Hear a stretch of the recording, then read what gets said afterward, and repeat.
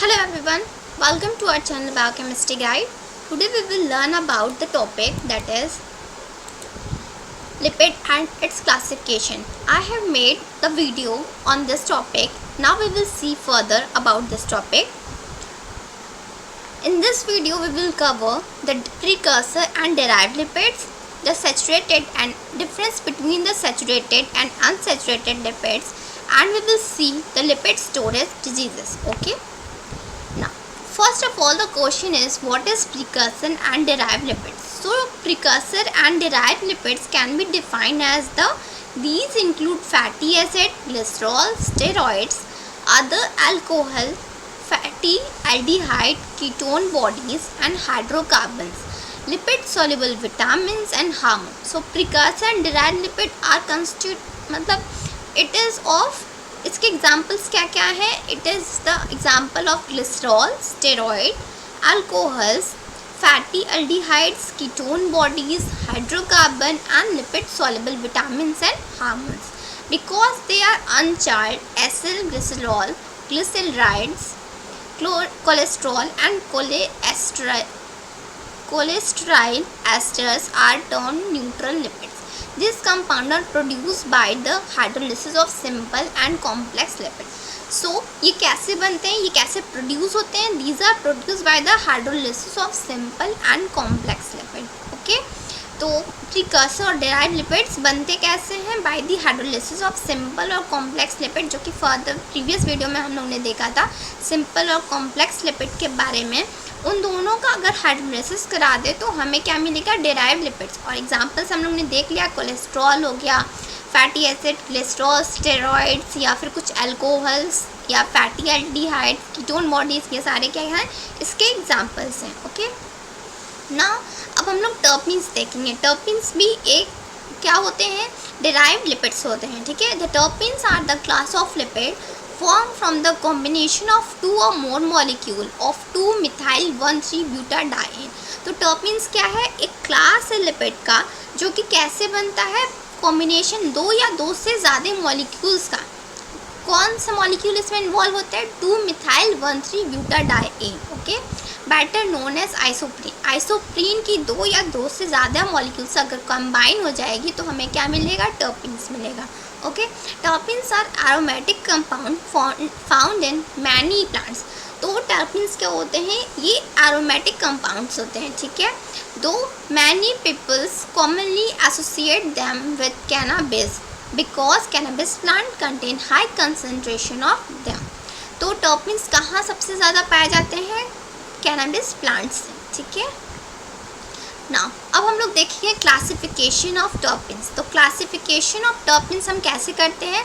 तो ये चार टाइप के होते हैं: मोनोटर्पीन्स, सेस्क्यूटर्पीन्स, डाइटर्पीन्स, ट्राइटर्पीन्स और टेट्राटर्पीन्स. तो कितने तरह के होंगे? चार तरह के. पहला मोनोटर्पीन्स, फिर डाइटर्पीन्स, ट्राइटर्पीन्स एंड टेट्राटर्पीन्स. सबसे पहले हम लोग डिस्कस करेंगे मोनोटर्पीन्स के बारे में. तो मोनोटर्पीन्स कंसिस्ट करते हैं दो टाइप के 2 आइसोप्रीन यूनिट्स से and have a molecular formula of C10H16. तो इसका मॉलिक्यूलर फार्मूला क्या होता है? C10H16 होता है और ये दो आइसोप्रीन यूनिट से बने हुए होते हैं. और इसका एग्जाम्पल क्या है? मोनोटर्पिनॉइड्स की एग्जाम्पल क्या है? जेरानियोल्स, terpenols which are present in ilex, limonene, mycines, linalols and hinochitiols and pines. तो ये कहाँ पाया जाता है? पाइन्स प्रेजेंट कहाँ होता है? पाइन ट्री में. हाइनोकिशियोल्स कहाँ पाया जाता है? साइप्रस ट्रीज में. तो यहाँ पे सारा नोट्स दिया हुआ है आप लोग के लिए कि आप लोग इसे अच्छे से नोट डाउन कर लें और इसे याद कर लें. ठीक है, सेस्क्यूटर्पीन्स क्या होते हैं? ये 3 आइसोप्रीन यूनिट्स के बने होते हैं और इसका मॉलिक्यूलर फार्मूला होता है C15H24. ठीक है, एग्जाम्पल इसके क्या होते हैं? सेस्क्यूटर्पीन्स के हिम्यूलिन, फार्नेसिन्स, फार्नेसोल एंड जियोसिम्स. ठीक है, ये सारे एग्जाम्पल्स क्या हैं? सेस्क्यूटर्पीन्स के हैं. अब हम लोग बात करेंगे डाइटर्पीन्स के बारे में. डाइटर्पीन्स कंपोज होते हैं 4 आइसोप्रीन यूनिट से. ठीक है, मोनोटर्पीन्स कितने आइसोप्रीन यूनिट से बन रहे थे? 2. सेस्क्यूटर्पीन्स बन रहे थे 3 डाइटर्पेन्स बन रहे हैं 4 आइसोप्रीन यूनिट से, ठीक है, ये याद हो गया। And have a molecular formula, इसका मॉलिक्यूलर फार्मूला क्या है, C20H32।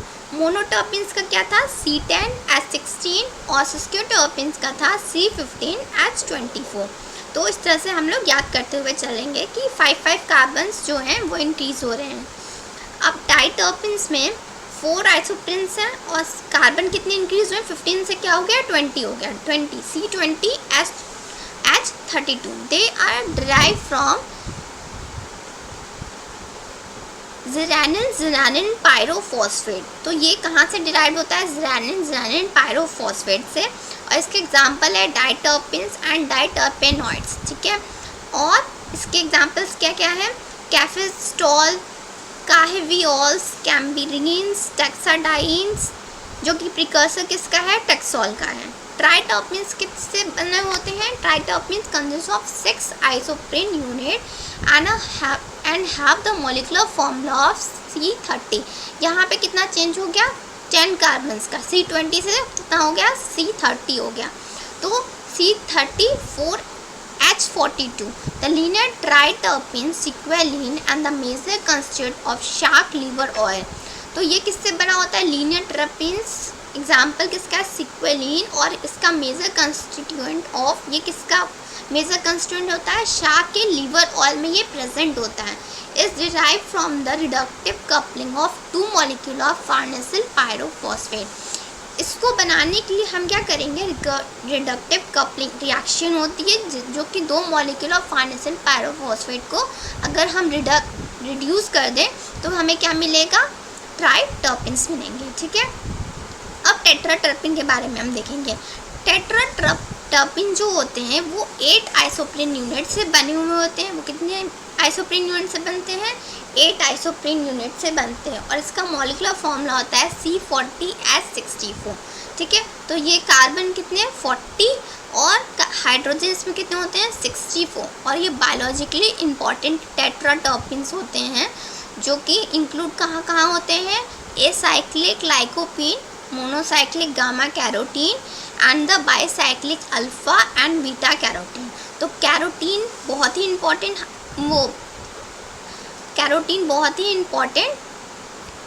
मॉलिक्यूल होता है हमारे बॉडी में, तो ये इसको बनाने में काम आता है। मोनोसाइक्लिक और बाईसाइक्लिक अल्फा बीटा कैरोटीन को ये बनाने में काम आता है, ठीक है।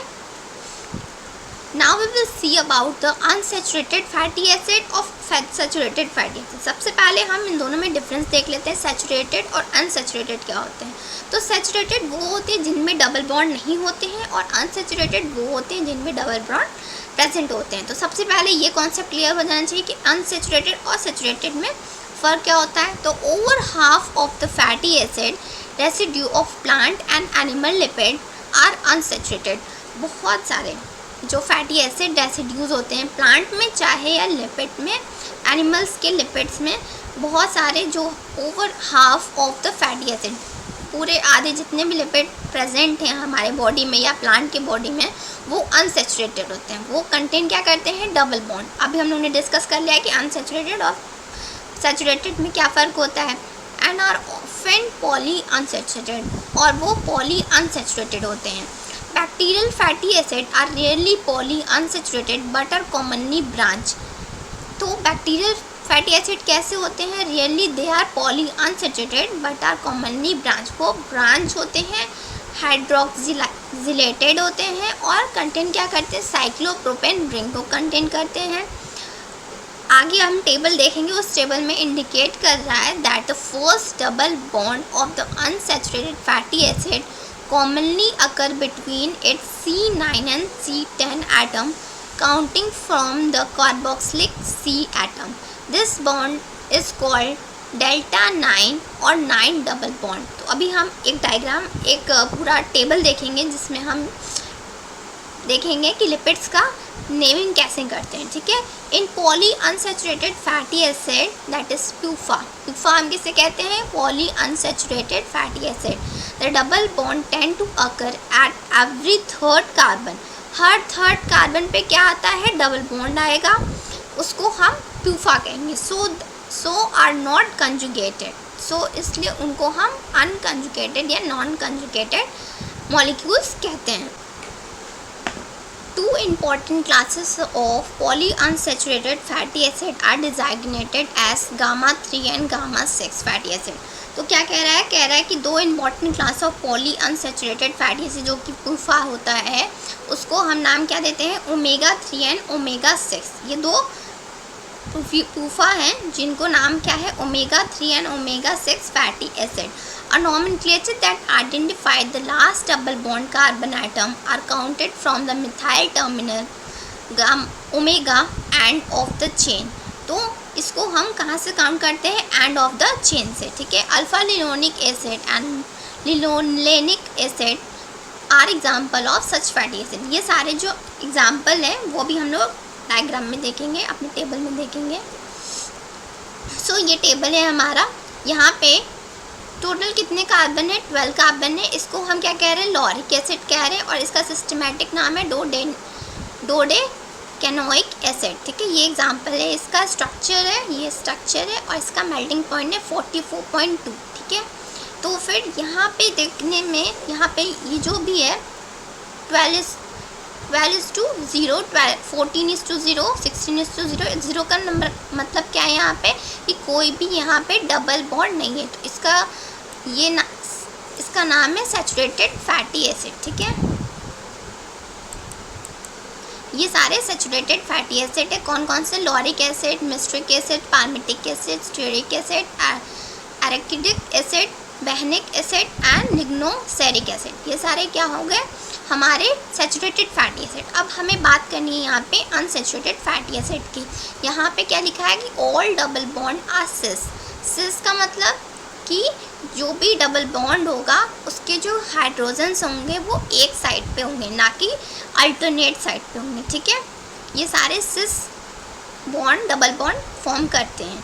तो यहाँ पे 16:1 लिखा हुआ है, यानी कि यहाँ पे जो डबल बॉन्ड है वो यहाँ पे स्ट्रक्चर में हम देख सकते हैं कि सिर्फ और सिर्फ एक डबल बॉन्ड यहाँ पे प्रेजेंट है, ठीक है। और यहाँ पे 18 कार्बन है। दूसरा जो है ओलेनिक एसिड, हम अभी बात कर रहे थे पाल्मिटोलेनिक एसिड की, अब हम बात कर रहे हैं ओलिक एसिड की। ओलिक एसिड में क्या होता है कि एक यहाँ पे 18 कार्बन्स होते हैं, टोटल 18 कार्बन्स होते हैं और 1 डबल बॉन्ड प्रेजेंट होता है, और यहाँ पे ये सबका मेल्टिंग पॉइंट दिया हुआ है, ठीक है। और हम इसमें ये भी डिस्कस करेंगे जो अनसैचुरेटेड फैटी एसिड्स होते हैं, जो सैचुरेटेड फैटी एसिड होते हैं उसका जो मेल्टिंग पॉइंट है वो काफ़ी ज़्यादा होता है, ठीक है। लेकिन अगर उसमें कोई भी एक भी डबल बॉन्ड इंट्रोड्यूस हो गया तो उसका जो मेल्टिंग पॉइंट है वो काफ़ी ज़्यादा डिक्रीज हो जाता है, ठीक है। ये एक पॉइंट है जो कि हमारे एग्ज़ाम में हमसे पूछा जाता है, ठीक है। फिर यहाँ पे 18 और कितने कार्बन प्रेजेंट है, कितने डबल बॉन्ड प्रेजेंट है, 2 डबल बॉन्ड प्रेजेंट है। इसका स्ट्रक्चर ये दिया हुआ है यहाँ पे, और इसका मेल्टिंग पॉइंट क्या है, -11। अगर यहाँ पे डबल बॉन्ड 2 प्रेजेंट है तो कितना कम हो गया ये, -11। 18 अगर यहाँ पे हम देखें स्टीयरिक एसिड में 18 कार्बन होते हैं, और यहाँ पे इसका मेल्टिंग पॉइंट कितना है, 69। और यहाँ पे 18 कार्बन जिसमें कि डबल बॉन्ड से 2 प्रेजेंट है उसका कितना है, -5, और जिसमें 3 प्रेजेंट है उसका कितना हो गया, -11। तो 69 और -11 में कितना फ़र्क हो गया, काफ़ी फ़र्क हो गया।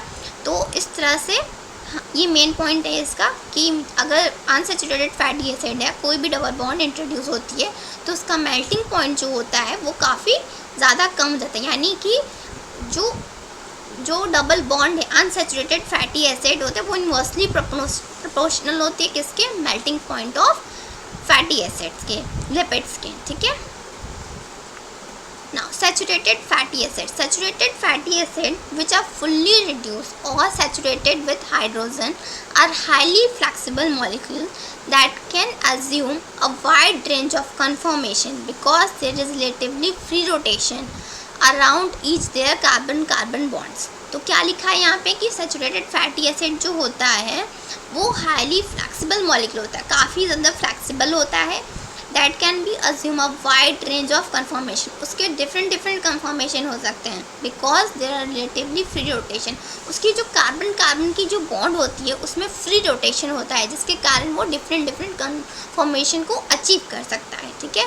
Nevertheless, their lowest energy conformation is the fully extended conformation, which has the least amount of steric interference between the neighboring methylene group. The melting point of saturated fatty acid, like those of most substances, increase with their molecular mass.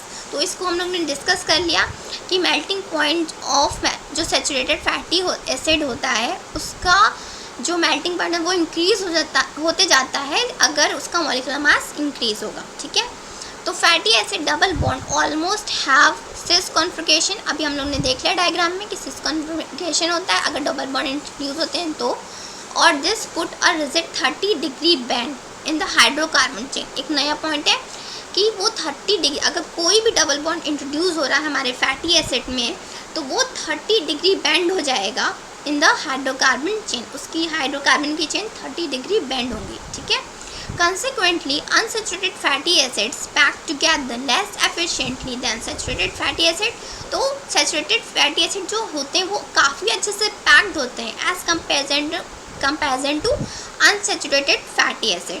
The reduced van der Waals interactions of unsaturated fatty acid cause their melting point to decrease with the decrease of unsaturation. जैसे जैसे decrease होता है unsaturation में वैसे वैसे इसकी melting point भी decrease होती है, यानी अनसेचुरेशन डिक्रीज होने का मतलब क्या कि इसके डबल बॉन्ड्स कम हो रहे हैं तो उसकी मेल्टिंग पॉइंट भी कम होगी, ठीक है। Fluidity of lipids containing fatty acid residues likewise increase with the degree of unsaturation, तो इसकी फ्लूइडिटी इंक्रीज होती है एज कम, जैसे कि अगर इसका अनसेचुरेशन इंक्रीज हो रहा है तो इसकी जो फ्लूइडिटी होगी वो क्या होगी, वो इंक्रीज होगी। Fluidity of lipid containing lipid fatty acid residue likewise increase, वो इंक्रीज होगी तो क्या डिक्रीज होगा, डिक्रीज होगा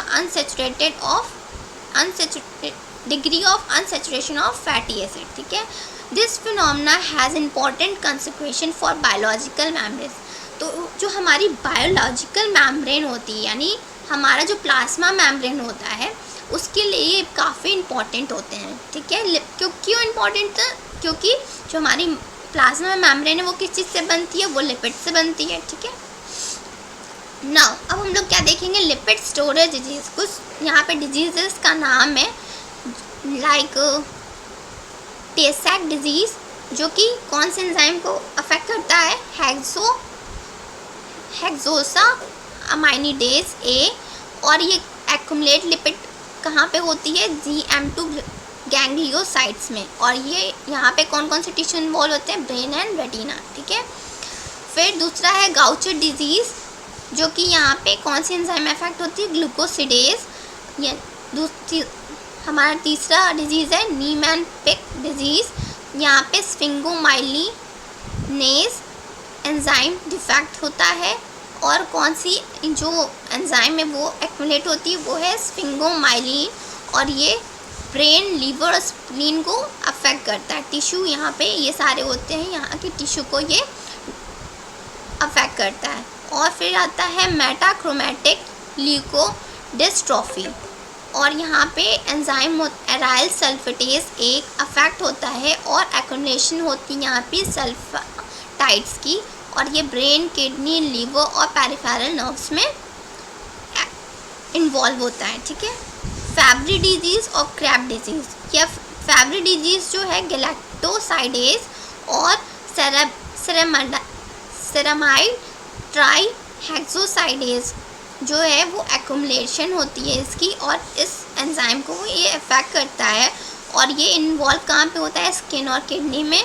और क्रैब लास्ट डिजीज़ है जो कि अफेक्ट करता है कौन से एंजाइम को, गैलेक्टोसिल सेरामिडेज, और एक्युमुलेशन ऑफ लिपिड कौन सा होता है, गैलेक्टोसेरेब्रोसाइड का एक्युमुलेशन होता है, और अफेक्ट कौन सा एंजाइम होता है, गैलेक्टोसिल सेरामिडेज।